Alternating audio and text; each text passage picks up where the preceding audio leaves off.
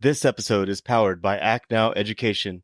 Go to www.actnoweducation.com for free comprehensive educational resources and opportunities for active duty, veterans, military spouses, and children.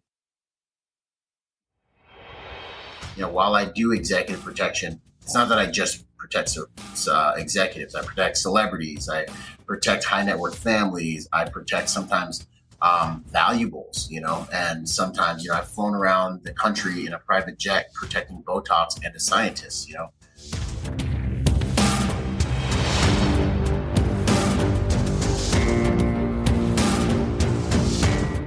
Warriors, fall in. It's time for formation. Today, I'm joined with a Marine Corps combat veteran who transitioned into being a private security professional after his service in the military. His professional accolades don't stop there. He's also the host of the best private security podcast available on the downloadable market, and it's called Executive Protection Lifestyle. He is certainly a must follow on all of his social media accounts because his content is not only entertaining, but the captions themselves explain the safety and security lessons to be learned from that content. Since his transition out of the Marines, he's worked in over 60 countries all across the world and has worked with countless different various types of demographics out there. The person that I have today, the professional that I have today, is also the owner of his own security business called Bravo Research Group. So today I am absolutely honored to be joined with Mr. Byron Rodgers. Welcome to the Morning Formation, sir. Boom. What's up, brother? Hey, man, it's an honor. And that intro was super dope to be scientific about it. That was real clean, man. Thank you. Thanks for having me, man. It's easy to have that type of intro when you're interviewing a professional that has done so much over his entirety of his career. I mean, honestly, you've been into the military. You own your own business. You're an author. You're on podcasts. You're on every social media platform out there, putting out some great content. So, hey, guys like you make it easy for me to give that type of intro. So thank you for giving me your time today. Man. And just to start things off, Byron, looking back at your time, specifically in combat, looking back now, what are your thoughts on the leadership lessons that you gained during your deployments? And how does it all complement and fit in with what you're doing today? Man, that's awesome. I was actually speaking with another Marine who's in a leadership position today at a major company, private security firm out there in the game. And, one of the things I know I took with me from the Marine Corps is just troop welfare, man. Troop welfare. You're only as good as the guys you serve with and that you have, that you're on the ground with.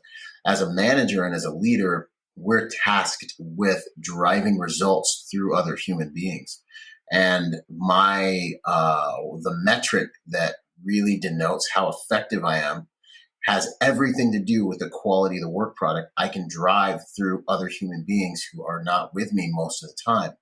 And so understanding how to get these guys to not just perform, but want to perform at a high level is really where we win and where we lose in this battle. And that comes primarily from two things. One, troop welfare. You guys knowing that you really legitimately care about it. When I get a guy in my company, Bravo Research Group, I'm like, look, dude, I'm here for better or for worse to help you with your future. I'm going to serve you as best I can as a leader. I'm going to try and create as much opportunity as I can here. But ultimately, my goal is to develop you to become a decision maker, a juggernaut, a leader here. And you will organically, if I can't provide opportunities for elevation, you will organically move on to something that's even better than what I can offer. And that's going to be a good day for me. And that's what I'm all about. And while I have those guys, because I don't want to have a bunch of followers, I want to have a wolf pack full of alphas. I want to have a pride full of alphas. So these guys have to be just as good as me when I'm not there. I got to sit in front of my client, look him in the eyes and say, hey, I'm going to leave you with this guy tonight. I'm going to leave this guy outside your house tonight instead of me. And it's got to be okay, right? So that's the first thing. And then the second thing is servant leadership, man. Like I make sure everyone on my team knows that everyone is a leader. Everyone is a follower, and you need to take pride in being able to wear either hat at any given time. I serve my tribe by getting up being up overhead like the Air Force, making decisions, meeting with clients, fighting for increases, raises, improving the quality of the program, improving the quality of the training budget that we have. And they cover me by rendering a high quality work product every single day. So my clients, principals, stakeholders, and customers have nothing but confidence in what it is we're doing, how we're performing and executing. So they know their investment, they're making a wise investment, especially because security doesn't make them money, right? It's an insurance policy, So I have to show them, and I have to have agents that are demonstrating value in selling security 24/7. And I do that through focusing on troop welfare, which is always kind of weird. A lot of guys that weren't in the military are always kind of shocked by that. And then secondly, I do it by servant leadership. I serve you by making this a better environment for you, coming up with SOPs, fighting battles in the offices and with corporate that you guys don't have to fight, like having to carry bags and deal with the client's dogs and stuff. Like the stuff that they try to get us to do that we're not supposed to do, that take away from the mission. I'm fighting those battles, optimizing you guys, serving you this way, and I need you to serve me from the front by executing on objectives, letting me know what's going out there in the front line so we can make decisions as a team and meet the need and hopefully avoid or meet the enemy if and when the time comes.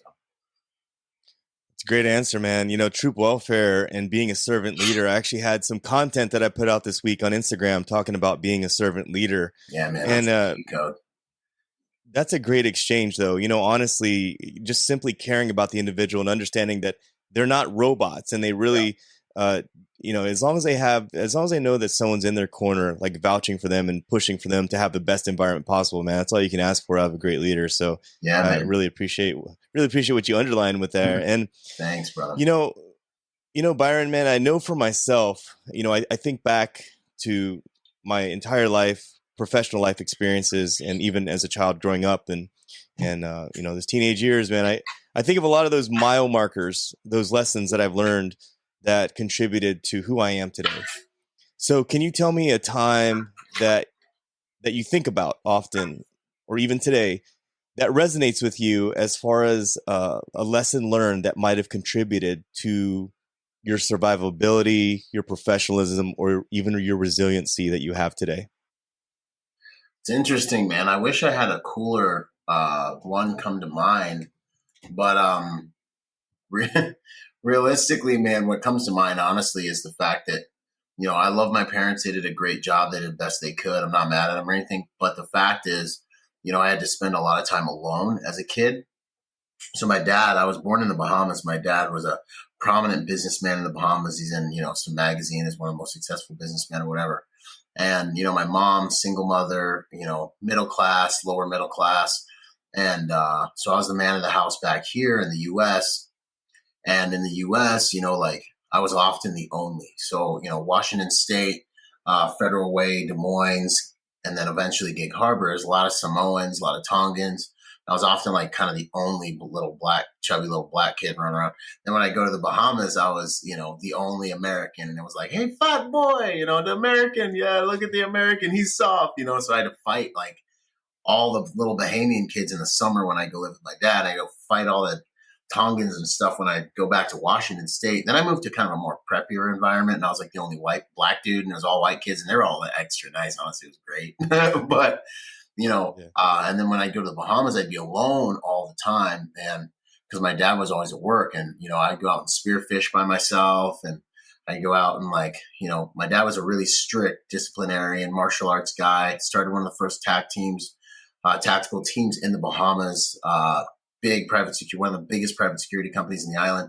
But, I spent a lot of time alone, and it was just me and my God. And I don't know what they were thinking. Like, he gave me a little boat, and I'd be like, I'm like 8, 9 out in the ocean by myself, spearfishing, throwing fish in my little dinghy out there, bro, with my little electric engine, die on me, and I'd have to swim it back, and getting thrown around by waves. And I spent so much time alone, but I realized really quick, because all the things that kids usually have to prop themselves up on were gone.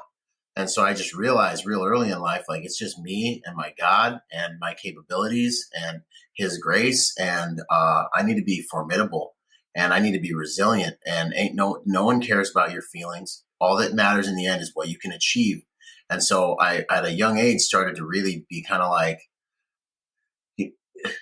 you got to perform. You've got to be able to do. If you want something to get done, you got to get in there, and you got to give God something to work with, which is your action, you know? And so I, as a young man, I just started to build in that whole, like, hey, no one's coming. When God wants to get something done on this planet, he sends a man, he sends a woman. And guess what? You're here and he's watching you, you know, to see what you're going to do with these 50 trillion cells that work, that we're wearing this technology on this crazy ride called life that no one has any idea what's even going on. All I know is what I can get done by the grace of God with this hard work in this body. And so I started to, you know, kind of live my life in that way. And then it carried over into, you know, when we're in the military, you know, and everyone's looking for a hero, looking for a champion, you know, like rounds are cracking off and everyone's like looking like, what are we going to do? Who's going to do something? And it was like, you know what? I never wanted to be the one, dude. I never wanted to be the one, but I found myself in a lot of situations having to be, because if we stop moving, man, stillness is death. And so, you know, I had to get out in front of my squad and get them in motion by, you know, being the guy who's going to kick in the door first. I had to really lean into that throughout my life. And then when I got out of the military, I was like, hey, so, you know, either you figure out this equation, you find a new fight, you find a new mission, or you just die tired, bro. And you were just a kind of cool, kind of funny dude who just got out and didn't freaking matter. And you start drinking and whatever, and you fade into darkness and nobody cares, man. So you want them to care, you better win. Okay. And how are you going to win? Hard mother stinking work. And so that was really that's always been my ethos, man. Other people pray about it. Other people, you know, you either have results or you have good reasons. And I just turned into the type of person who was like, I ain't never been the biggest, never been the baddest, never been the smartest. I'm 5'10", about 240. You know, I'm not like that impressive, but you know what?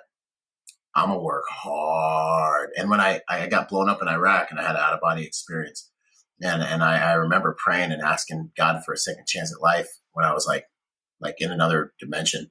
And I just remember saying, like, you know what? I may never be everything you wanted me to be, but if you send me back, I'm gonna go. And I said this, I was like, I will go so hard in the paint. I was like, I will go at this life I will never waste this opportunity again. And so that was kind of my Phoenix moment that really amplified it. And when I wake up in the morning at 4 a.m. after going to bed at 11, it hurts every single time, but it hurts good because I am a warrior and I'm going to war against weaker versions of myself. I'm going to war with this life, you know, to superimpose my will in alignment with the mission I believe I was sent here to achieve. Man. Motivating, very motivating. And Thank you. I love how everything started for you, you know, as a child growing up. And it's very similar to me as well. Like my old man was drafted in 1971 for Vietnam, was a 20-year Army veteran, Ranger, hardcore guy, heavy-handed, very strict, very disciplined. And I learned, like, at the end of the day, nothing beats hard work. And I wasn't the biggest either, man. I played football, wrestled, ran track. I actually moved from Hawaii to the state of Ohio when I was 13. Yeah. And if you know anything about the Midwest, man, they love their sports, wrestling, football, you know, then it was highly, highly, highly competitive out there, but a lot of great people out there as well. So I know what it feels like to be sort of the minority. Growing up out in the middle of the cornfields out there and being originally from the islands, you know, you and I kind of share that same thing. But you mentioned your IED experience, man. Like, so this right here is a reminder. That's part of the det cord that was used when my tire ran it over out near Tal Afar in Iraq, and it detonated the mortar rounds that were buried on the side of the road. I was fortunate that they were positioned in the wrong formation. Degree or the wrong. So the Humvee and the road took the majority, but this right here is a reminder for me that when things happen, they happen when you least expect them. It's not like it's not like training where, you know, okay, guys, we're putting on our gear and here we go. Right. No, it's when you're looking at the little bird or the little butterfly or staring at the stars. That's when you get sucker punched. And that's what that this right here is a Yeah, reminder bro. for me. That's So beautiful, yeah. dude. That's funny. Spoken like a real man that's been blown up before. I hadn't spoken to anyone who's been blown up for a while, man, and it's refreshing because you have no idea. One of them, so I caught 5 IEDs, right? One of them, I had a hint, and I remember we were going around the corner, and it was like a perfect corner where we had to make like a 3-point turn to get around it. And I remember, we leaned into the turn, we hit the first angle, and then we're reversing. And I'm like, man, this is a perfect place to put an IED. We're going to be here for a minute. And then I was like looking over the edge, and I see a motorcycle. And I'm like looking at this motorcycle, and I'm like, who just leaves a motorcycle in the side of the street? Right. I'm having this whole little dialogue with myself. Like, don't people steal things around here? I mean, that's a perfectly good motorcycle. Then I'm like, why is there a pile of dirt underneath? Boom! And I just get rocked, man, and blown across the 7-ton. I was dang near, fortunately not leaning out over the armor of the truck, but I was like staring at it like, that's stupid, And sure enough, man, it was an IED buried under there. But no, the one that rocked me, I had no choice. No, I was singing a song that I was making up as we were rolling down the street, and my doc just told me to sit back because we'd probably get blown up. And I was just like, if anything happens, I'm gonna, I'll handle it. And yeah, man, that day changed my entire life. Yeah. You have no it's idea. Not, you and just it never, or you don't. And it doesn't happen like in textbooks. It doesn't happen like the battle drills. Things go chaotic, and you go back to your training, and it's sort of like an orchestra that where the automatically like this starts happening and and people need to start moving in position, going back to their training because that stress and anxiety that happens, man. So I feel you on that, man. Like that's, like I said, there's lessons learned, man. And you've certainly been blown up 5 times. You've probably dealt with every type of IED out there. And there was some scary shit out there, man, in Iraq and man. I was there for 13 of them that I saw, but I got hit by 5. I didn't get to go on my last mission because they were like, there are 3 of us that have been blown up more than we should have, and they were like, we're gonna fly you out. And I was like, that was like a big, huge lament that I had was just not being able to ride with my guys on that final movement out of our AO. But they were like, dude, we might get hit, and if we get hit, we can't afford to let you get hit again. So they flew me out. But what year were you there, and where were you at? I was there. You probably did multiple deployments, right? Yeah, I went on a combat. I got in an 04 combat deployment. I think it was like 04 to 05, and then I got out in 2008. So I came back 07 for my second deployment, which was a MU. Haditha, Barwana, Senjek, all that, the ball sack as they call it. Yeah, man. Yeah. So. Yeah, I was there in 04, 05 in Mosul. We were there the same time, man. We were running around in the sand probably around the same time, man. Yeah. Hey, man, you think it's crazy? Listen, I did because I was a transportation officer at the time. When I deployed, I was a second lieutenant. Really? I did 4 years. Yeah, I did 4 years enlisted in the National Guard, and then I got my commissioning, and then I went active duty, and I was stationed with 25th in Hawaii. Yeah.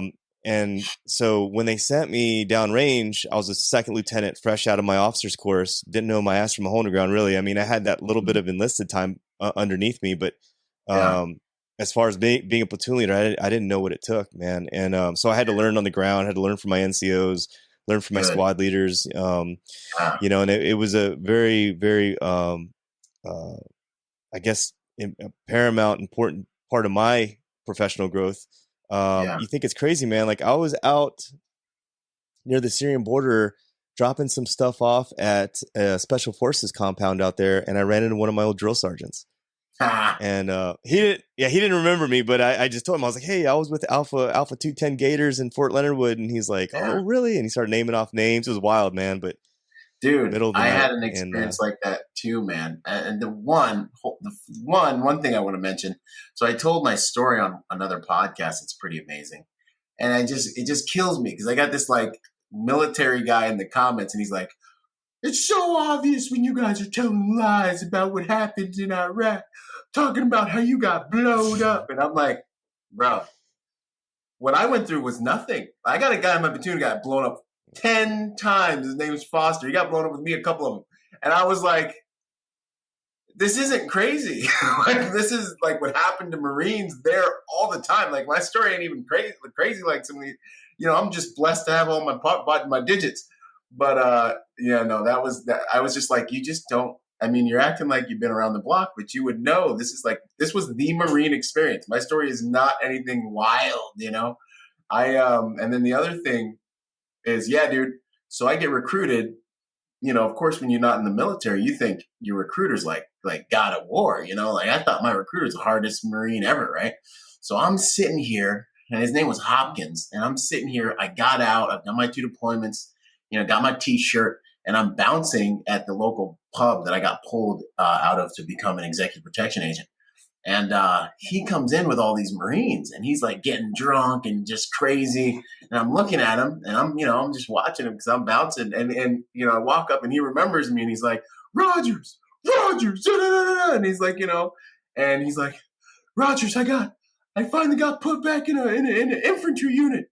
Rodgers, I'm going to war. And I'm like sitting there like, you sent me to war, and you ain't never even. And I just remember like laughing and being annoyed, but laughing. And then he goes, and of course, what he did next? He pulls me close, and he's like, Rodgers, what's combat like? And I'm like, you boot mother. Was this guy drunk? He was drunk. He probably don't even remember. He was drunk, and he was like, the question all humans that go to war are wondering, all boots though especially, Rodgers, what's combat like? And I just was like, this is too crazy for me. I told him the same thing my squad leader told me, man. It's a mind job. It's a mind job, man. Yeah. I could tell you what it'd be like, but it's like giving birth, homie, until it happens to you. Yeah, it ain't going to help you. You just need to go ahead and get some of that. And hopefully you live, bro.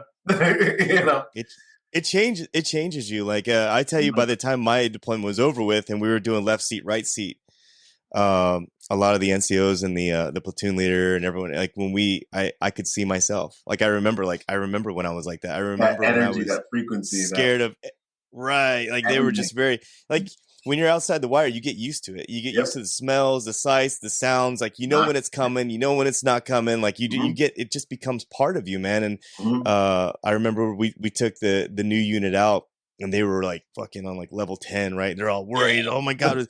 And I'm like, just relax. Like keep your posture. Stay behind your crew serve weapons. Like we're gonna roll. We're good. Yep. And yeah, man, I love talking to people like you, man. I could go down this rabbit hole forever, dude. We could totally keep it, man. This is good stuff. I know the vets are soaking it up, though, man. It's good for the soul. It is, and you know what I think is strange now when I talk to like modern day service members or folks that are just now getting out, and they don't have any combat experience. Like, yeah, I mean that's weird for me because like I'm used to walking. Like, I'm used to walking around Schofield Barracks and everyone has a combat patch. Dude. And now it's like, rare. It's rare. Bro, I had a number of guys, like, starting a few years ago, getting into private security, and I remember interviewing them, and they're like infantry, and I'm like looking at them. Because there's a difference between infantry guys that have gone to combat and that haven't. Mm-hmm. There's just a different frequency, right? The different kind of look in their eyes. The combat Marine, right? I remember one of our gunnies came in from the drill field, and he was like, and all this combat Marine stuff, there is no difference between a Marine and a combat Marine. And then we went to combat, and we came back, and he was like, I stand corrected. He's like, there is a difference. Because there really is. Something happens to you as a human being. It just does. And, man, I just remember, oh, dang, what was I going to say, man? I think I lost it, but it'll come back to me once my brain relaxes. But, yeah, no, I remember. That's what it was. There it is. So I'm recruiting for EP details, and infantry guys are coming to me, and they're like, yeah, they're in the infantry, and they have no combat deployments. And I'm like, and I remember calling up my boys who were still in. I'm like, yo, I got this Marine here, says he's in 11, and he ain't got no deployments. I'm like, and my boy's like, calm down. He's like, that happens now. It's like a really kind of common. And I'm like, I'm like, if you say so, bro, because I was literally like, stolen valor. I'm going to find your stuff and, we're going to talk for real, But yeah, man, that's a thing. Yeah, we just come from a different time, man. Like Yeah, bro. when we were going through it, you had Iraq, you had Afghanistan, and You were getting, everybody was deploying every year, yep, everybody's getting something. And so yeah, man, I definitely came back a totally different person. But I don't want to continue down the rabbit hole, man. I want to get on talking about what you're doing right now with Okay. executive security protection. And Yeah. for folks out there that might be interested in executive security, executive protection, Yeah. can you explain the differences between the levels of security? Like Yeah. I know there's armed and unarmed, but can you talk about the levels of basic security versus executive security, the expectations and the responsibilities? Yeah, man, 100%. So like, so there's the thing that kills me about the industry is if you say private security, like a lot of people are thinking like Paul Blart Mall Cop, like they're not really Right. realizing that there's a whole like underworld like of really high end security services out there that are running around in plain clothes, doing all kinds of really cool things, guarding NASA spaceships right now. So like private security reaches into almost every protection centric kind of job field. Now, you have your square badge guys at the mall and at housing communities and your patrol one guys you see, but that's kind of everybody, right? Executive protection is like 1% of the private security in industry. It's like the NFL. It's like the big leagues, it's like, so, and we need everyone in the industry. I'm not talking down to anybody, but so you have your guards, then you have kind of like your bouncers, obviously, that you guys see. I love taking bouncers into executive protection because they have so much experience with social dynamics and being hands-on and being able to use restraint and being able to actually get physical if necessary. So sometimes I get guys that have lived, like it's almost like, college boys or guys that aren't putting in the work to be actual protectors that are kind of, in executive protection is very clean. So you won't get challenged very often. And if you do, probably you did something wrong, really. But I love taking bouncers because they already have all the like hard skills to deal with someone if they need to, and they're not afraid to, right? But anyways, and vets, I love bringing in vets. So anyway, so you have your guards, you have those services, then you have, your bouncers. It's a little bit more one level up from guards. And then you have like bodyguards, which is really, it's the most commonly known term for an executive protection agent, but really a bodyguard is just your close protection guy. So within like a group, you have your detail leader who's running the detail. Your close protection guy would really be most appropriately called a bodyguard, even though it's a slang term for a lot of what we do. It's a term I'd say to a civilian so they know what I'm talking about. But executive protection, this is where, and it's kind of a misnomer because, while I do executive protection, it's not that I just protect executives. I protect celebrities. I protect high net worth families. I protect sometimes valuables, and sometimes, I've flown around the country in a private jet protecting Botox and a scientist, So we do a lot of really high end security operations.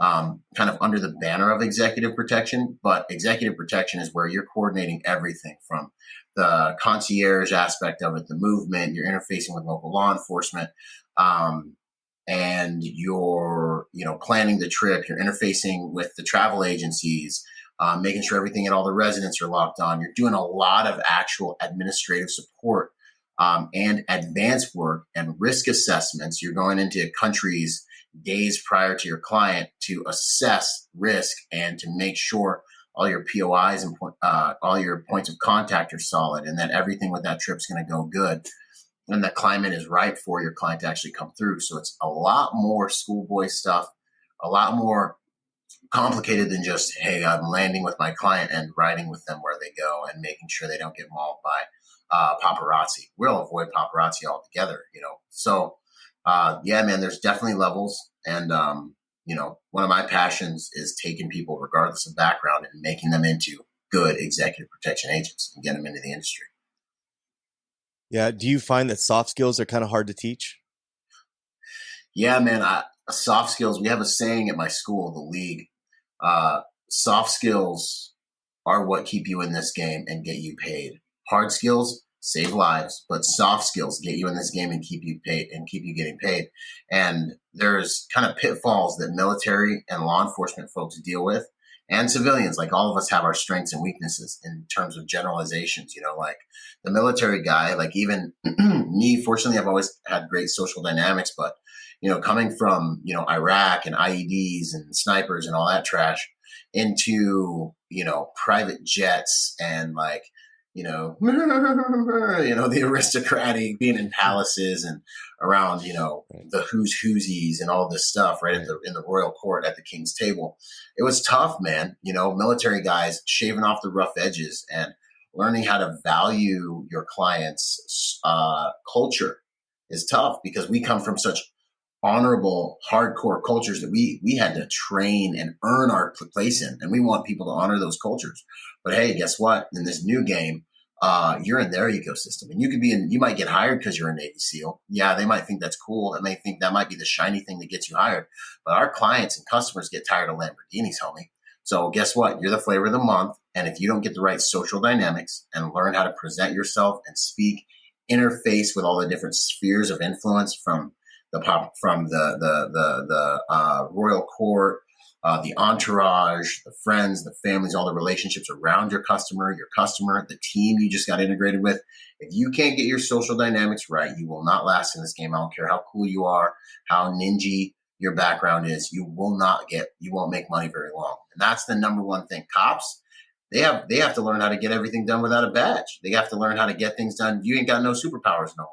So you know what I'm saying? So you gotta learn how to use your social dynamics to get people to want to do things for you, and want to be on your team to make sure your client has the best experience. Civilians, God bless the civilians. Sometimes they have an edge because they can be like me. Like I went to work just like this. My clients want me to look more like a dude. They're just like, if you ever wear a suit, we're going to fire you. We just basically want you to be another dude walking around. If something gets weird, you can move into the space and the person will know to go away, and that's it, And so, it's not like people think it is very often. Civilians, they can have a tendency to just be too relaxed because they haven't learned that military discipline and how to sit on post and watch and take everything seriously. But they have an advantage. A lot of civilian clientele feel more comfortable with a civilian hanging out with them than they do with someone who's got like a high and tight horseshoe, may have a dip in, and is ready to like smoke anybody who's keeping 360-degree security around them at all times, and might want to smoke anybody who walks up, clotheslining little old ladies as they walk up to clients. True story. I was on the radio. Dude, no. Come back. Let her go. Oh, man. Oh, boy. When you work with your Marine buddies, good times. I know, right? I know. Hey, listen, man, I've worked with a lot of Marines. A lot of my friends are Marines, and a lot of Marines have a heart of gold, man. Yeah, man. Fight to the death attitude. Yep. Yeah, man. It's just at the end of the day, I think some people fit the characteristics of their branches, and some people don't. I've worked with a lot of smart Marines too, like guys that I thought were in the Air Force or something, but no, they were really Marines. And I'm very fortunate to be connected with those types of folks. And I love what you said about posture. Like you have to know how, like some civilians may not know how to posture when necessary, right? Or how to send a message like, hey, like back off, basically. You got to be able to pull in like that, right? To be able to let folks know that you mean business and that you're being serious about it. And do it cleanly so that the person walks away and doesn't cause an issue. I can do it with a smile. And that's been one of the most effective things. I was with another Marine who was from the hood, who rolled up on a little Jewish, we were in Israel, rolled up on a Jewish dude and was like, hey, you ain't going to go past here, starting to flex up on this little Jewish dude. Little Jewish dude ain't taking no crap from nobody. He's like, who the do you think you are? And then they're getting into it. And I had to roll up and be like, sir, we have a live recording going on over here. Can you please just give us a few moments? And the dude's like, well, because you were respectful. Yeah, I know. I will give you a few moments, but you need to talk to your boy over here. I know, right? And I had to tell my dude, just let it slide. We're working right now. We're working. Right. Yeah, man. saved yourself from doing a lot of paperwork too, right? 100%, man. Or just getting fired on the spot because your client doesn't feel like you're representing their brand correctly, because Yeah. you represent every move you make. You represent them. But I love working with Marines, man. They follow orders. They don't complain. I can depend on that discipline. Man, I Yeah. love being able to depend on that discipline, man. It's a huge value add. Yeah. Yeah, no doubt, man. That's it's fascinating to hear you talk about the hard skills and the soft skills when it comes to the business itself. Now, when it comes to the different levels of training, security and executive protection, is it guided by a preferred industry training front runner? Like, is there a specific, like, this is the top tier type of training that you can go through? And how can a professional, maybe getting out of the military or veteran, put him or herself ahead of the pack when joining the security protection industry? Wow. I hate this question because, I'm partial. You know what I mean? I'm partial. Yeah, I know. There I are kind of figured. there are three kind of Ivy League schools that are well known. I essentially joined forces with one of them, based on my industry experience and having trained with many of them. We created, at the league, we created what I believe is the best package to get someone into the industry. I looked around at the space and I was kind of like, well, this is good, but a lot of it was very soft skill centric. And a lot of it was, I went through one of the courses, we didn't fire a single round and we did 0 combatives. And it was just like really PC. And I was like, okay, so we know these dudes know how to do admin and like they know which fork to use at a dinner party, but like, can they protect anyone? So I entered the industry focusing on the hard skills and making sure guys have solid driving. We offer the highest level of driving, contact driving, pit maneuver, counter pit, rams, barricades, all that stuff, actually car fighting, pistol work, full firearms package, low light, no light, attack on principle, everything, medical, like the 3 primary hard skills. But I coupled it with the thing that I have not seen anywhere else in the industry, which is online training. So you have access to the training your entire life, and also ongoing mentorship. So you have someone, me or one of my instructors, meeting with you every 2 weeks over Zoom to make sure you actually get in the industry and you actually are able to have a successful career, whether it's how can I find my next job, or I have to go to a country and do an advance for a client. Well, hey, go back to that module online and let's link up on the next call and I'll walk you through what I would do. Here are my connections. And then I joined that with a network. So all of our students, we have a private group, we have a network, we share field craft, we share opportunities, jobs, everything. So the thing what I saw was missing was most schools, you go there, you get trained, and then you go out into the industry and good luck. Like, okay, I hope that brand really helps you get a job.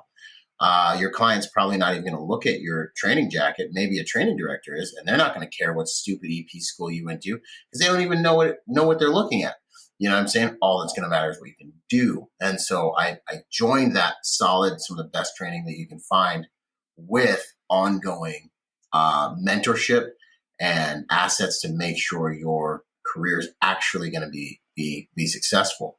I'm there with you when you fail. I'm there with you when what I taught you didn't work. I'm there with you when it does work. So there are like top 3, EPI, ESI, Bob Oatman, Pacific West is another big one. But I'll tell you that, the League of Executive Protection Specialists is the only one offering you that much support with your tuition. So you basically took sounds like you took a combination of all your training and you combined it into sort of a hybrid of systems that would be necessary. And it's sort of the right balance of what you would actually experience to include the follow-up mentorship to make sure that you're gliding and that you're making it. And I think that's great, man. That sounds like a great system to have. And, thankful that we have folks like you, not just running the system, but improving the system. Right. Yeah. So, well, because your network is your net worth, man. Without having high quality relationships, opportunities are not going to find you. And so Like solving that problem was absolutely huge. And then the fact that you can do the first level of training day online. You don't have to stop working and lose money. You can actually start your training. You can start I teach you how to do your resume and LinkedIn and everything I know about EP. And you can start getting into the game like through the computer. And I was the first to do it in our industry. And everyone told me it couldn't be done and not to do it. And now everyone's starting to try to do their online thing. And I'm like, just sitting here like, you guys all told me not to do it. And it was impossible. But here we are. Change the game, man.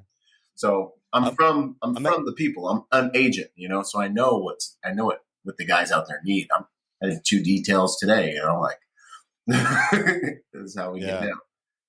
I'm actually on the website right now. I was taking a look at the training itself, and this looks awesome, man. I love how you have the different modules, and then you have the different levels on here, and you actually have folks on here as well that look like sort of masterclass guest speakers. I'll make sure I include all of this in the show notes for anyone out there that might be interested.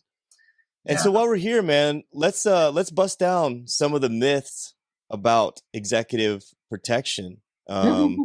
That you've heard over the years, and that maybe we can either debunk or maybe we can certify. What are some of the ones that are out there that you hear most often? Well, I think and I actually have a module on this in the online course, because the things to watch out for, man, is the cognitive dissonance that can result, and it happened to me, coming from like a high-speed background into executive protection and thinking that you're going to be like this person that your client's going to listen to, or like that your client cares about your tactical background, or that you're going to be running and gunning and doing anything tactical and cool at work. And the reality is it's just not like that, man. You're serving high net worth individuals and corporations in corporate environments, or you're serving, acting and singing talent that may very well be in ultra woke environments. So you're kind of like a black sheep, like they wish they didn't have you, but you're there, and so they have to do something with you. Your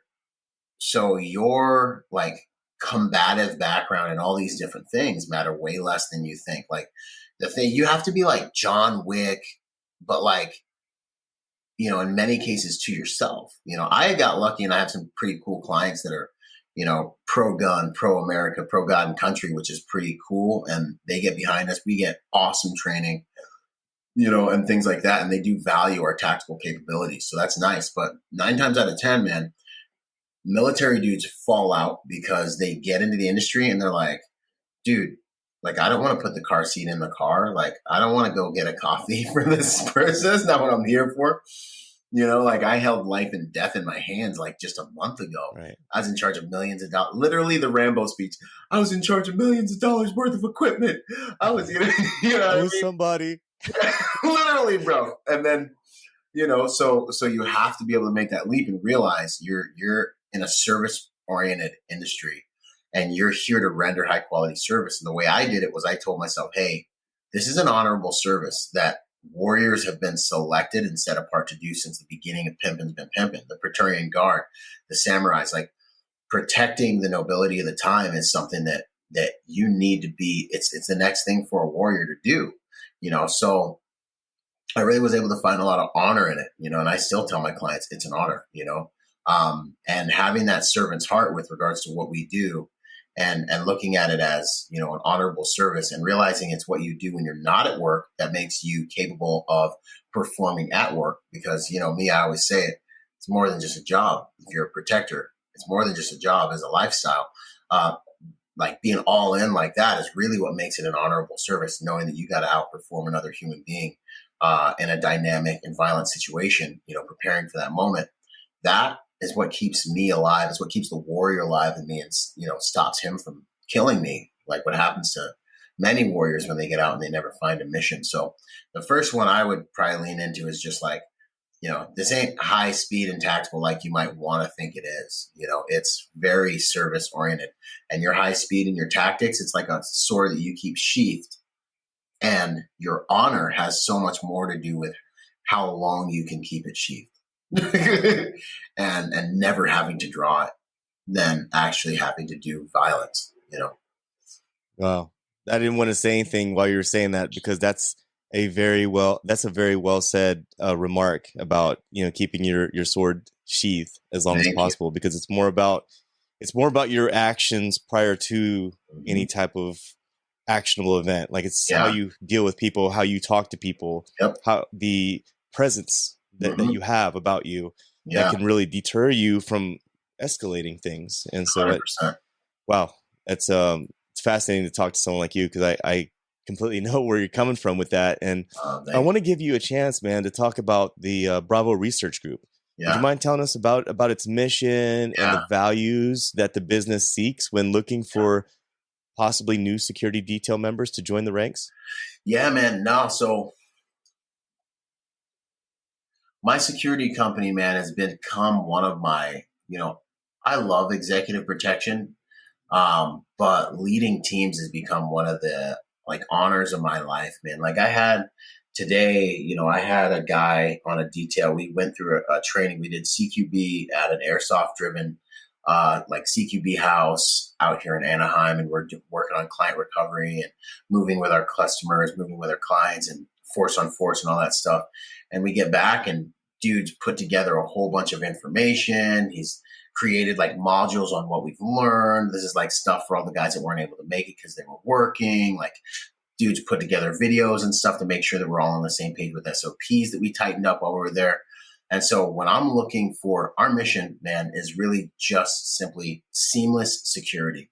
We want to integrate with our clients' lives in a way that keeps them really safe, productive, and happy, like a company called AS Solutions talks about. We don't want to be the reason my emblem is an integer of the periodic chart is because we are one element. We are the element of security. Now, that client's life has a financial element, a professional element, all these different missions. And we're just the one element of security on that board that helps optimize and help them do what they are there to do to support their mission. And so really when I look for new agents, man, I love a military background. I love a law enforcement background. I love a civilian background. Civilians often come to me, military guys, law enforcement guys sometimes come to me thinking they know what to do. And I run an NDOC for a lot of our details, and they got to pass basic law enforcement quals, FBI qual, military, just pistol quals, not performance drills, right? Not performance assessments, Mm-hmm. quals, right? Baseline stuff. And a lot of my law enforcement guys and military guys struggle, and I constantly hear like, oh, well, we never use pistols in the military. I'm like, yeah, but you got to use a pistol for work now. Like, Yeah. wait, what have you been doing this entire time you've been working, carrying a pistol on? And you're going to tell me this? You're going to tell me this while you're interviewing? You know what I mean? Like, you should Right. have worked this out. Yeah, I can't get jiggy with these men. So like, Right. I the civilians on the other hand, they're the guys that are kind of shy and kind of humble, and they're kind of like, well, like I don't have the cool background, but I hit jujitsu a couple times a week, like 3 times a week, and I've been training. I go to the range, a couple times a week, and they're currently working on themselves because they don't have the cool guy background, and they tend to be the most dangerous people out there with me. Actually, my mentor is a civilian, he's black belt at AOJ jiu-jitsu, master class competitive shooter. He's a dangerous human. He just killed a huge buck like 10 minutes ago. He just texted me about it. But anyways, Wow. the values I'm looking for in individuals is a servant heart, man. They have to be able to find the honor in being able to serve. I want guys that are contribution centric. You don't have to be the biggest. You don't have to be the baddest. You don't have to be the best, but your gift, your service will make room for you before kings. And that's how I built every brand that I've built. And I built, a couple of them, right? So you give quality, you give constantly to your detail, to your organization, to your clients, and to your teams. Excellence, guys that have that I don't want a guy that wants to do a good job because he's working with Byron Rodgers or because he's working with BRG or because he's working with cool celebrity or CEO client. I want the guy that's going to do a good job because his last name's attached to it. And he's like, I'm going to do a good job because you know what? Byron Rodgers did it. And this work is going to represent the pride I have in myself, and humility, man. I want guys that are professional students. I want guys that fear arrogance. And so those are kind of the values that I'm always looking for when I interact with dudes who are looking to come on our teams, man. Guys that have an empty cup and a good engine, because we all got to be Yeah. juggernauts. That's the other thing. You know, I want guys that Yeah. are all decision makers, all generals, every single one of them. Yeah. They have to be a person that you can actually mold, and someone that has a good baseline. And it all starts with the um, employment side of things, and bringing in the right people. And that's where it all starts as far as getting people that can represent you as well. And that's kind of what I tell them. That is exactly what I tell guys. I'm like, hey, you got to realize that you represent a few brands, man. When you're on this detail, you represent our customer's brand. Every single thing you do represents them. So you got to know that. You got to look like that. You got to carry yourself like that. You got to keep yourself physically fit like that. When people look at you, you represent this individual who's paying you. Also, you got to know that you represent BRG. You represent my brand. And we got high standards. So you've got to look like that, carry yourself like that. And then finally, and most importantly, in many cases, you got to realize you represent your brand. So when I come in here and I see that you didn't do changeover properly, or that you didn't make your rounds, or that you're not being proactive with your advanced work, this is the quality of work that I can expect from you. And then I have to make an assessment whether that quality of work is something that I'm going to accept my clients and customers either putting up with or benefiting from, right? And so that's kind of the conversation. And then if you've been to my school, I tell all the patrons of the course, and now you represent the gold standard in the private security industry. You represent the league. So, wear that banner with pride, man. Pride in the right things, man. That's the trick. I love the name of it, man. I love the name of it and the modules and everything you have set up. I was just cruising through over here on my other screen, like all the different things that's offered through your training for the league. And man, Thanks, man. you cover everything. You literally cover everything from medical to live fire to just Driving, professionalism, threat assessment, the whole 9 yards. It's all covered in here. We have one more. It's fascinating, man. We have one more new course we're rolling out, which is the immersion course, which is essentially the antithesis to most of what you see in the industry. And we spend a few hours getting back on you get your modules online. You show up on the first day. We go over a few things you're supposed to know from online, and then we just start doing EP details. We hire actors, and it is just nothing but on the job training for 6 days straight. Real world. I'm out in the field with you. We're out in the field guiding you, doing assessments. It's like the most real world training that our industry has, man. Nonstop real world training, man. So that's coming in January, the immersion course. Wow. And is that going to be done here in California? Yeah, man. You'll be all over LA doing security details. It's going to be totally realistic with us, man. So it's an honor. It's a good time. Yeah, it sounds exciting, man. So before we wrap up the podcast today, Byron, I just wanted to ask you, do you have any final pieces of advice for anyone out there that might be looking at getting into the industry, or just any pieces of advice in general for our listeners based off of anything that you've learned over the entirety of your life or your career that I didn't cover today? Well, how much time you got, buddy? No, if I was gonna say something about advice, if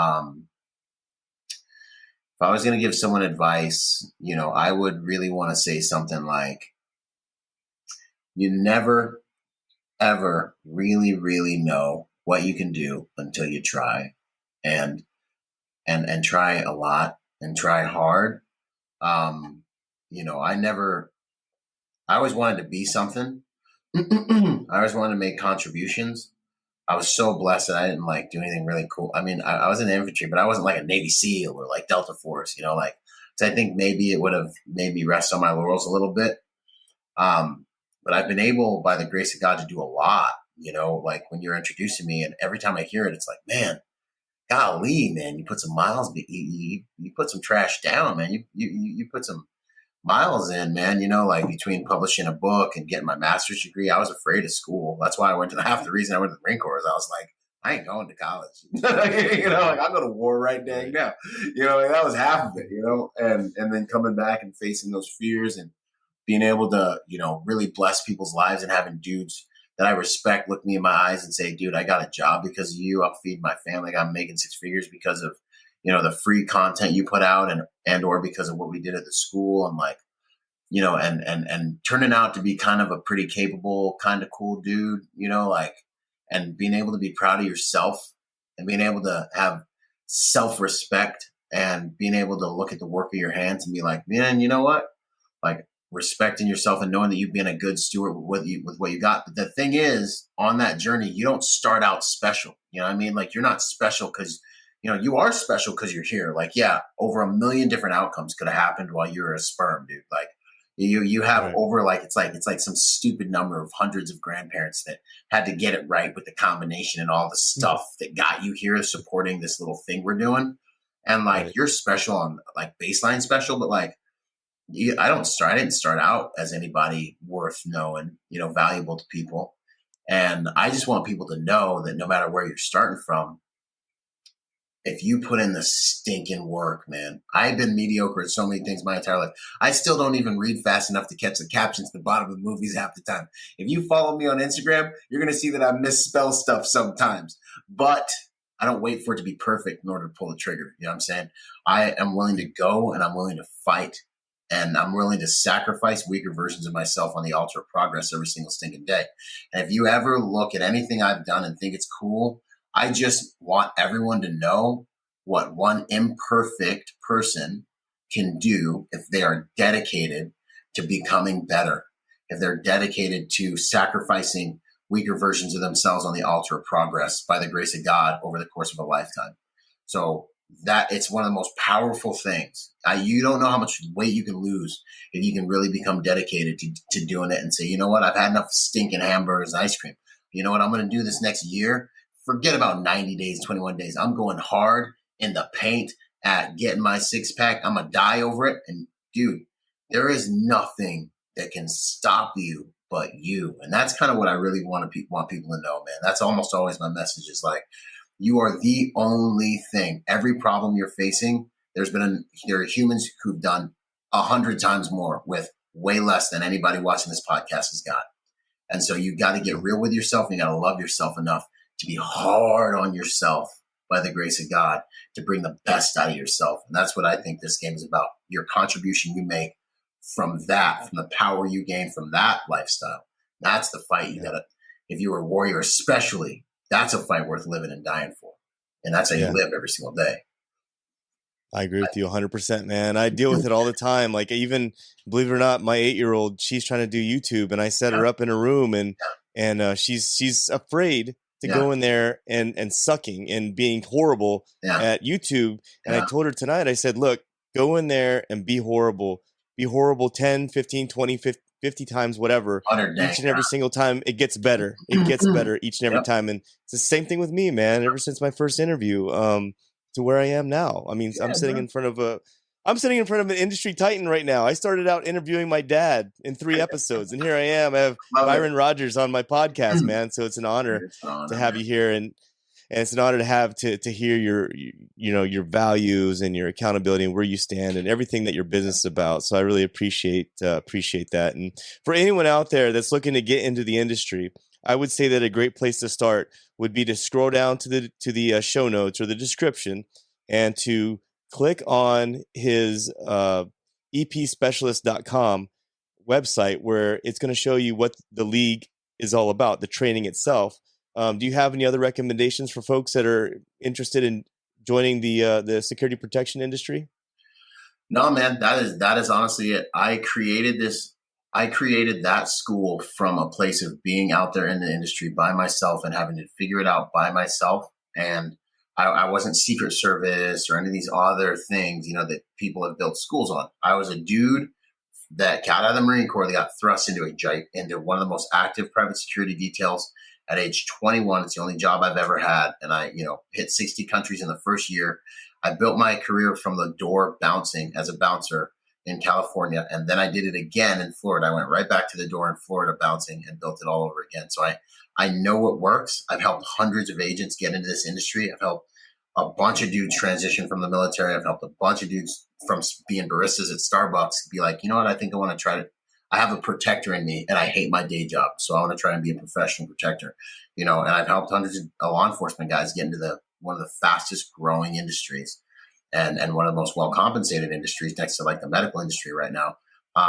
in the world, man. And it's so cool because you don't have to go into like college debt to do it, which is like a thing. Right. If you're a veteran, not so much, but you know what I mean? So that's the way, man. And I will be with you every step of the way in your career. And you'll have a whole tribe of people doing your career with you. You'll never be alone again. Yeah. And for anyone out there who is meeting Byron for the first time and you're not following him on any of his social media accounts, follow this man. You'll find his content extremely interesting. The captions will explain the lessons learned. And that's what I find most fascinating about him. And I had to get him on the Morning Formation podcast once I found out that he's a combat Marine. You know, scroll down to the show notes. You'll find his TikTok. You'll find his LinkedIn. You'll find his Instagram down there as well. Are you on Facebook? I'm on YouTube. YouTube's the other big one because there you can watch everything. YouTube. And then Facebook. Yes, I am on Facebook, but it's like second and third line effects. You know what I mean? I have my fan page there. Yeah. That's probably where you get the most out of it. Yeah, I'm not a real fan of Facebook. I think it's kind of the oldie thing. Yeah, so man, I'm not a big fan. TikTok. It's all about the gram and YouTube for me and TikTok. I don't know if I'm going to survive on TikTok. I do too much gun stuff, bro. They're angling on me. They're hunting for your boy. I don't know how much longer I'm going to make it. But YouTube and IG, I got a stronghold. It was odd, man. Last weekend, right after Thanksgiving, I got banned on Instagram for no reason. Like literally lost my account for 3 days. Had to appeal it. And I don't even put anything on there. That was the weird thing. But I had heard that there's a group out there that's doing that. That's somehow reporting, I guess, profiles and accounts and things like that. So I had it back in 3 days. Yeah. So I was like sweating bullets because I put a lot of effort into that, a lot of time and energy into my Instagram. So dude, 100%. That's why I got like 5 platforms on there. I'm like a chimera, dude. I'll pop up in the next profile in 10 minutes. You know what I'm saying? I need the coffee you're drinking, man. I love your energy, man. And I love like the places that you've been. You and I have a lot in common actually, just over the years professionally, and looking forward to doing more work with you and connecting with you even more. So just want to thank you, man, for giving me this opportunity tonight to interview you, get to know a little bit about your business. Yeah, I'll make sure I put the link for your book down there as well as thank you. All your different websites because you're involved in so many damn things. It's like, thanks, man. You know, it's an honor. And then, yes, real quick, since this is a veteran podcast, the book is Finding Meaning After the Military, and it's really the tools I used during my transition. Going from, the Marine Corps into the first civilian division. And so if you're struggling with finding meaning, this book is really the tools that help save my life. One, because that's a whole nother podcast. Because I was, there's a whole story there that I'm glad I survived. Yeah.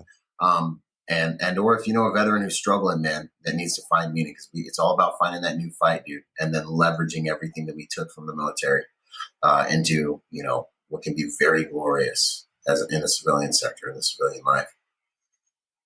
Yeah, most definitely, man. We've all had our dark days, and at the end of the day, we have to be self-aware enough to pull ourselves out of those dark days and find that light again. So, I mean, we've all been there. I've been there, and check out the book, because if you know someone that's there, maybe it can help them out and help them pull them through. So.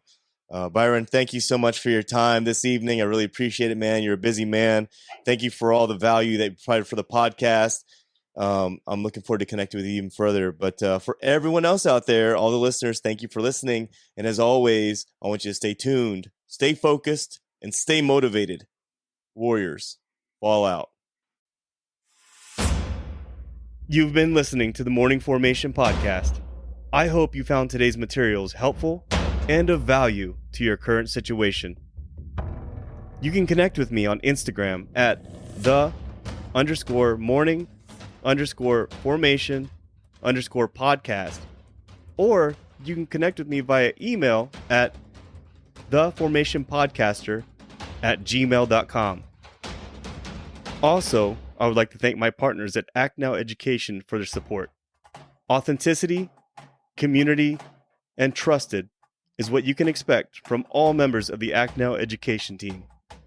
You can link up with them today and learn about some new free educational resources on their Facebook, Instagram, LinkedIn, or at their website, actnoweducation.com.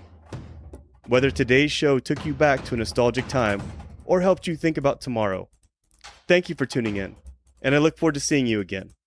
Stay safe and stay motivated. Warriors, fall out.